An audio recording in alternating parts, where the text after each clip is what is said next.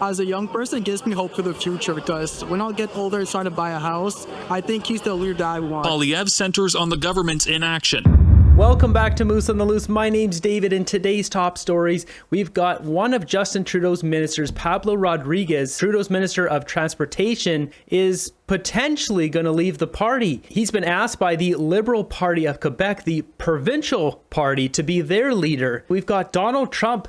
He's asked about Justin Trudeau. He gives his 2 cents on him, and, well, the answer might surprise you a bit. Got this clip here of Donald Trump talking about Trudeau. This is quite interesting. He's sitting here with Aiden Ross, who's a streamer.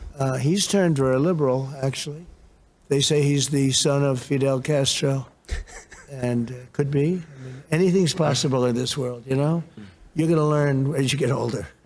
You've seen a lot already for your age. Per age, I would say. Per year spent, you've seen as much as anybody. But Justin Trudeau is, I get along with him very well, actually, but he seems to be going very progressive, and the people of Canada are not liking it. I mean, if they had a good conservative person, which maybe they do, maybe they don't, I don't know. We do. Somebody that's a strong conservative would win in Canada. Canada is very unhappy about the way they've been treated as people, but I got along with them well. And Trump's right there. He knows a conservative would really go far. Unfortunately, it seems he's not really up to date what's going on with, specifically in the Conservative Party, Pierre Poilievre, etc. in Canada. But I don't know if he's not saying anything extra because he doesn't really want to rock the boat with Trudeau. So that's just a bit of tidbit. But we have another question here, which is interesting from the same interview. This one here says, Donald Trump says he'll stop Ukraine war at the moment he becomes president. Stopped, and I can get it stopped. I will have that stopped before I assume off. I will. If I win the election, the first thing I'm going to do is get Putin and get Zelensky, I know them both very well, and get them to make a deal. Because it's crazy. It is. It's crazy. It is. And it's like your rallies in the crowd, huh? I know. I like it stopped, and I can get it stopped. I will have.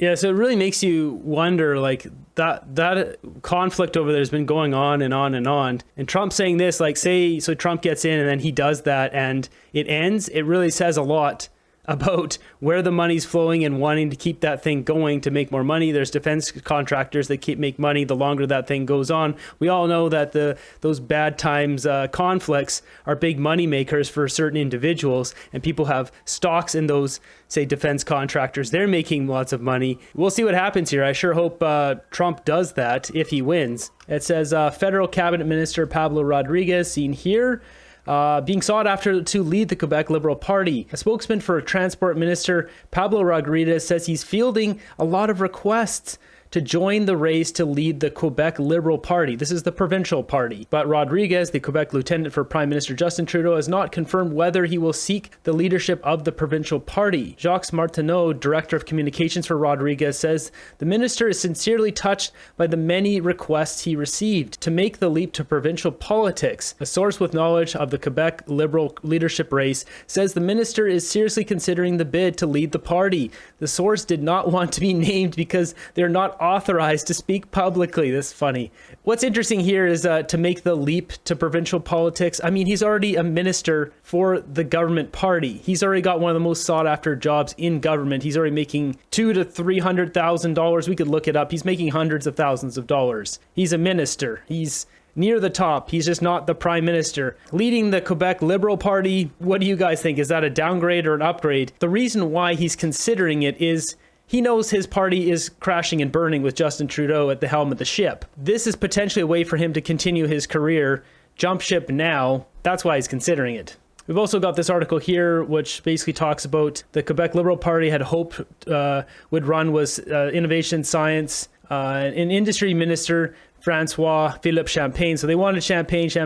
Champagne said repeatedly that he's happy in Ottawa, and even if the federal Liberals' fortunes don't look rosy given the rise of the Conservatives. So Champagne just wants to take this one all the way down with Justin Trudeau, but the same can't be said for Pablo here. We've got a video here of the Quebec Liberal Party talking about bringing in new leadership. François Legault, le pire premier ministre de l'histoire contemporaine du Québec.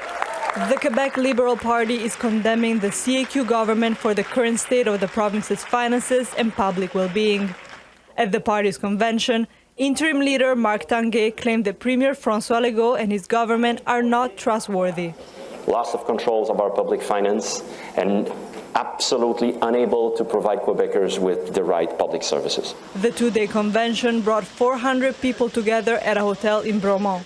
There, party leaders and members focused on the economy, claiming to be financially rigorous. We care deeply about the economy and fiscal responsibility, and we want Quebec to be a leader in the Canadian Federation. Tanguay further distanced his party from the current government by touting its commitment to inclusivity. The Quebec Liberal Party will defend all Quebecers, no matter their origin, their culture, or the language they speak at home, because they are all first-class citizens. The convention took place as the party continues to be without an official leader. The leadership race will only begin in January of 2025, with a leader to be selected in June. Tanguay believes that the process will be beneficial to their run in the 2026 elections. A leadership is a very, very good and important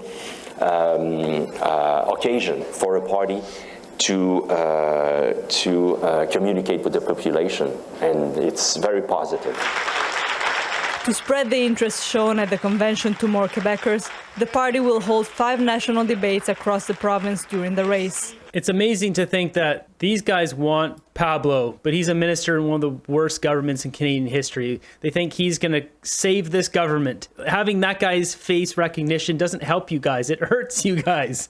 What don't they understand about this? Do what you want to do. I don't think that's going to help you. You'd be better off with a fresh face, not one of the members of Trudeau's den of thieves. Looking at the timelines here, this would stretch out Pablo Rodriguez's career, at least as a politician, at least another year, you know, maybe longer. It could be a lot longer. So that's why I think he's really considering it. But let me know what you guys think down below. So next up, we got a clip here that was posted on Pierre Poilievre's X account.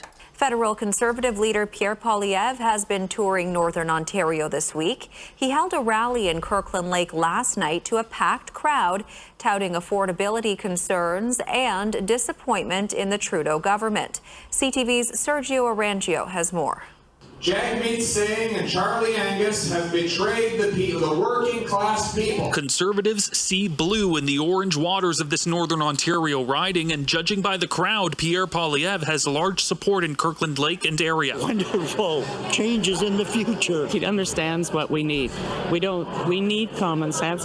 We need money. As a young person, it gives me hope for the future, because when I'll get older and start to buy a house, I think he's the leader that I want. Poilievre's Axe the Tax motto is popular with his supporters as he highlights what he calls the Trudeau government's failure to address higher costs of living and inflation. People can't afford to eat, heat, or house themselves, and they're supporting my common sense plan to axe the carbon tax, lower income tax, and cap spending to bring down inflation and interest rates. While the New Democrats put the blame of higher grocery costs on corporations, Poilievre centers on the government's inaction. His key criticism of NDP leader Jagmeet Singh being his deal to support the Liberals. Sell out Singh, he gets his pension, Trudeau gets the power, you get the bill. It's a powerful message, according to Northern political science professor David Cpac, who calls it smart politics that favors emotion over accuracy. He says growing conservative popularity is making its way north. Northern Ontario has become something of a battleground.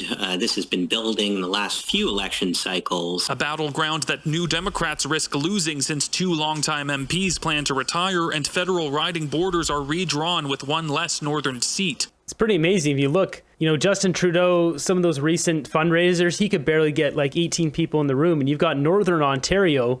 Just look at this packed house. These are rural communities. He's packing the house here.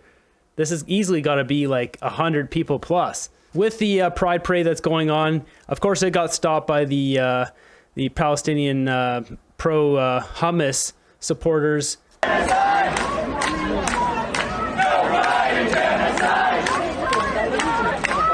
So they really like doing this, stopping every single parade, including the groups that support them. You can't make this stuff up. It's like, I don't, you know, so.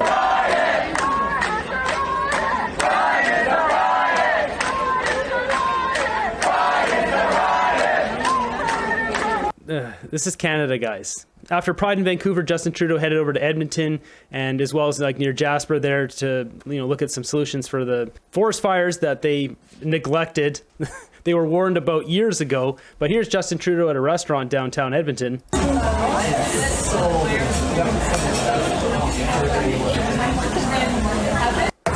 It doesn't feed you guys.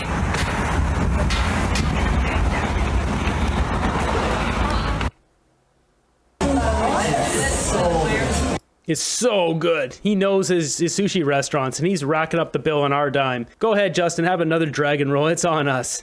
I haven't been to a restaurant in so long, I don't even remember the last restaurant I've been to. Meanwhile, this guy eats out fancy sushi restaurants every single meal. So this next clip here is very bizarre to me. It says, forget the Olympics or World Cup. Edmonton, Alberta wants to host the Gay Games of 2030. That's right, there's gay games. Because apparently your gender somehow affects your physical ability. This makes no sense to me, but let's take a look. Paris 2024? How about Edmonton 2030? But instead of the Olympics, it's the Gay Games. I think all of us who live in Edmonton know how inclusive and wonderful a city it is, but it really gets to put us on the map. The Games, just like the Olympics, feature thousands of athletes from around the globe. Athletes compete in sports you see in both the Summer and Winter Olympics, and every 4 years the event is held in a new city. I don't understand, like, professional sports has gay people in it. There's football players, hockey players. They're all inclusive. Everyone's allowed to compete. It's not like, oh, you're gay, you can't compete. I'm sure in locker rooms like hockey or football or whatever, baseball, it might be a little bit a touchy situation. You could still play baseball if you're gay, or hockey or football. I find this very bizarre, but if people want to have matches playing against only gay people, anyways. Of Edmonton and Explore Edmonton approached our community and said, hey, look, we need to get a consultation on this to put this bid together to make sure that everyone in the community is involved. Right now, Edmonton is up against some giants from across the world. 10 cities are bidding, including Auckland, New Zealand, Frankfurt, Germany, and Cape Town, South Africa. Edmonton as a city, we want to be this inclusive, diverse place. We have world-class facilities here in Edmonton, so I think it's a no-brainer for us to be able to host these kind of events. If Edmonton lands the games, we can expect thousands of visitors. The bidding committee says they've already partnered with 51 hotels, and Councillor Andrew Knack says this event brings a lot of economic potential. Think about the impact to local businesses, to hotels, to restaurants, to stores that will have people and family members who are maybe looking to do things when they're not competing. The formal papers were submitted August 1st, and a short list of 3 cities will be announced in December.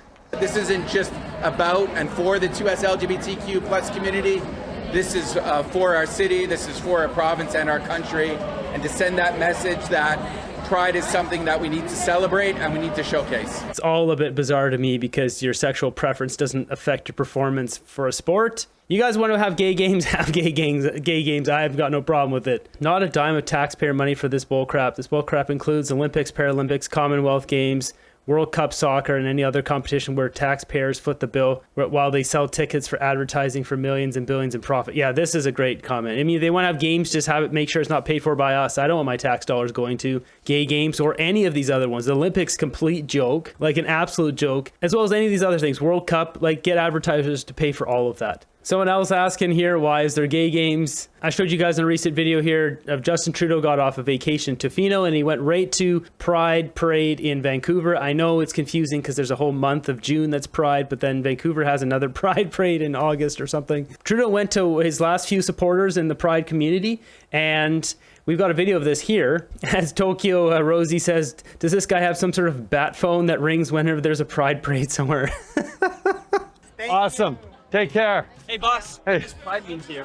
Pride is about coming together and celebrating what it means to be Canadian in our full diversity, in our respect for each other, in the freedom to be who you are, to love who you love. This is what Pride's about. It's worth celebrating. It's worth fighting for. It's all about being Canadian. So what's worth fighting for is Canadians, Justin.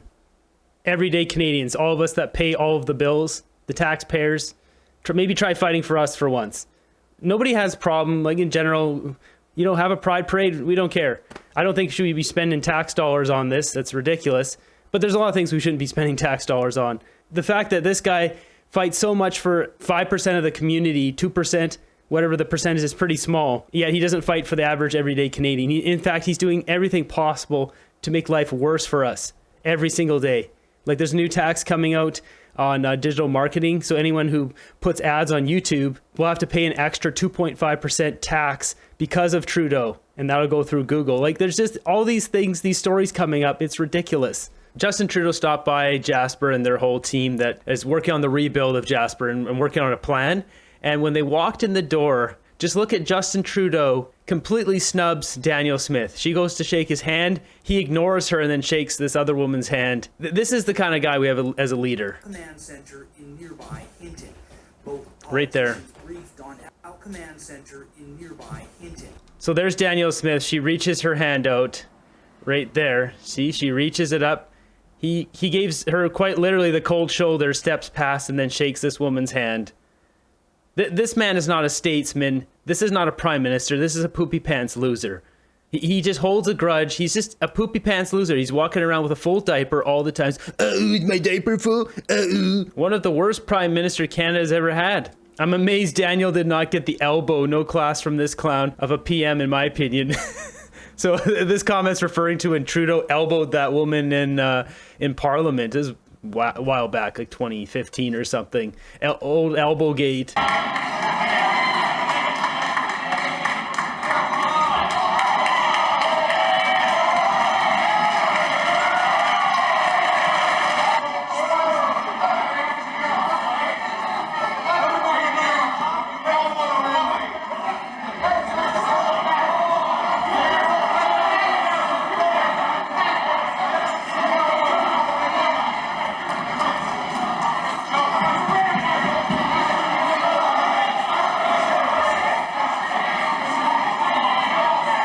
Next up, we got this. It says more than 300 Canadians are filing for bankruptcy each day as insolvency filings hit a 4-year high. We've seen this on the graphs. I've had it on the channel before, maybe like 2 months ago. It's really sad. You know, bankruptcy is just going crazy. We got posted by Red Pill Rick here. It says it's actually worse. Quarterly insolvencies are at a 13-year high. So we take a look at this. So we've got 2012 to 2019 average, which is this red dotted line here. And you can see, like, we're up off the charts here, 36,000. Bad times in Canada. The budget will balance itself. That famous clip. Jumping over to my group, let's see what memes we've got today. Look at the license plate now. Look at that storm that's coming in. Need gas for generator. Interesting how that works. You gas. There's a lot of people trading in their Teslas now. It's kind of weird. The EV boom went up and now it's like reverse booming. I think probably some other technology will take over, whether that's the hydrogen fuel cell or whatever. Something else will take over and become the primary thing. I don't know. We'll see. Maybe it's just hybrids. EVs are a little bit on shaky ground right now. In the 1940s, males faked their age to fight in the world conflict. In 2024, males pretend to be females to win in sports. Yeah, I haven't really talked about it. I haven't covered it. There's the boxing, the female boxing. The whole thing is a joke in the Olympics because there's basically a couple of males that are winning the female boxing. It's just more woke garbage. The Olympics are an absolute joke, but we saw that from day one with that big ceremony, the opening with the blue Smurf, Papa Smurf, and the drag queens and all that stuff. So the Olympics, basically their brand is toast now after the Paris Olympics here. This is Canada, yeah. Tents everywhere. I'm sure the manufacturers of Walmart tents or whatever are probably making a killing here, but that's about it. Everyone else is struggling. Biker who identifies as a cyclist wins Tour de France. This is hilarious. That's when I wrap up this episode. Let me know what you guys think about Pablo Rodriguez being asked to join the Quebec Liberal Party, the provincial party. Do you think he's going to do it? I think that's, you know, he might be jumping ship. I think he really might be jumping ship. There is a weird sense of loyalty to Justin Trudeau, so we've got to wonder what is he got going in the background there. What strings are he pulling to keep them all so loyal? But there's a few of them that have defected. So let me know what you guys think. Thanks for watching the end of the video here. Be sure to subscribe. We'll keep fighting for freedom. I'll see you guys in the next one.